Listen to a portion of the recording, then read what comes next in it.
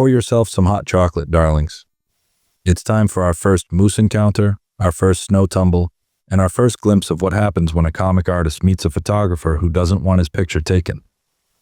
Some shots are candid, and some are straight to the heart. Chapter 3. First Impressions. Darcy's boots crunched through fresh snow as she lugged Pablo's carrier toward the lodge entrance. Before she could reach for the handle, a petite woman with silver-streaked curls burst through the door, radiating the kind of enthusiasm usually reserved for long-lost relatives. You must be Darcy. I'm Rose Chen, the retreat coordinator. She glanced at Pablo's carrier with a knowing smile. And this must be the famous Pablo from your comics. Don't worry, we're very pet-friendly here. A crash from inside the lodge drew Rose's attention. Through the windows, Darcy caught sight of a tall figure wrestling with what appeared to be a massive pine branch, trailing Christmas lights in its wake. The man's flannel shirt stretched across broad shoulders as he maneuvered the branch through the great room, barely avoiding a cluster of easels. Oh dear. Rose sighed, though her expression held more fondness than concern. Callum's redecorating again. Third time this week. Callum? Darcy asked, though she had a sinking feeling she already knew. The owner, he's Rose paused, choosing her words carefully. particular about things, especially since the renovation. Inside, Callum had managed to prop the branch against a wall. He stood back, studying it with an intensity that suggested he was seeing something far beyond mere Christmas decorations. A camera hung unused at his side. An expensive one, Darcy noted, the kind serious photographers favored.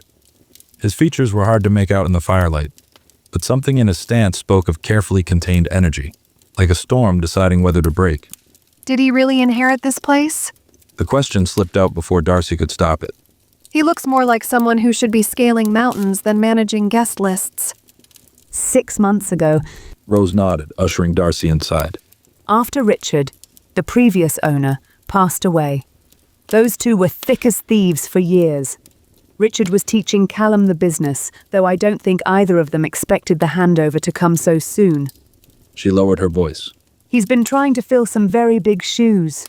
Between you and me, I think he forgets to sleep most nights. As if on cue, Callum ran a hand through already disheveled dark hair, leaving a smudge of sap near his temple. He pulled out his phone, frowning at whatever he saw there. The great room's not usually quite so. Rose gestured at the scattered art supplies and half-decorated space. We're preparing for the Christmas showcase. Usually Richard handled all this, but...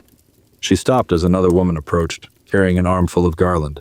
Oh, Darcy, this is Maya Singh, our resident painter. She's been coming to these retreats for years. And still can't figure out why Captain Brooding over there won't let us help with the decorations. Maya stage whispered, dark eyes dancing with amusement. I keep telling him artists are generally good with composition, but... She shrugged, nearly dislodging the garland. Callum chose that moment to step back, directly into an easel. He caught it before it could fall, his movement surprisingly graceful for someone so tall, but Darcy saw him wince at the near miss.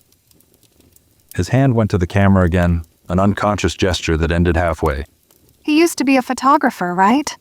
Darcy found herself reaching for her own tablet, fingers itching to capture that aborted movement. Used to be? Maya raised an eyebrow. Honey, nobody that good just stops. Though these days he only takes pictures of the guests when he thinks no one's looking. Like he's building some kind of secret documentary about joy. She nodded toward the wall behind the check-in desk, where Darcy noticed a series of black and white photos. Artists lost in their work, hands stained with paint or clay, faces transformed by the act of creation. They're beautiful. Darcy murmured, studying one of an elderly man teaching a child to throw pottery, their shared delight evident even in monochrome. They are... Rose agreed softly. But he won't put up any of his old work, the ones from before. She trailed off as Callum approached the desk, though he seemed absorbed in whatever was on his phone. Come on, I'll show you to your cabin. Rose got you the one with the best view. Perfect for an artist. And you can tell me all about this webcomic of yours. I have opinions about that coffee shop owner from issue 189. As they headed for the door, Darcy glanced back. Callum had finally looked up from his phone, his gaze catching on one of his photographs. Something shifted in his expression. A softening around the eyes, gone so quickly she might have imagined it. Then he was turning away, back to the pine branch and its tangled lights, shoulders set against whatever weight he carried. Pablo meowed impatiently in his carrier, reminding Darcy she had her own baggage to deal with. So, Maya said as they stepped into the snow. how do you feel about hot chocolate and gossip? I make a mean peppermint mocha, and I want to hear what really happened with Professor Literature from issue 156. For the first time since arriving, Darcy felt herself smile. Maybe she needed a friend more than a fake relationship, though judging by the knowing look in Maya's eyes, she might end up with both.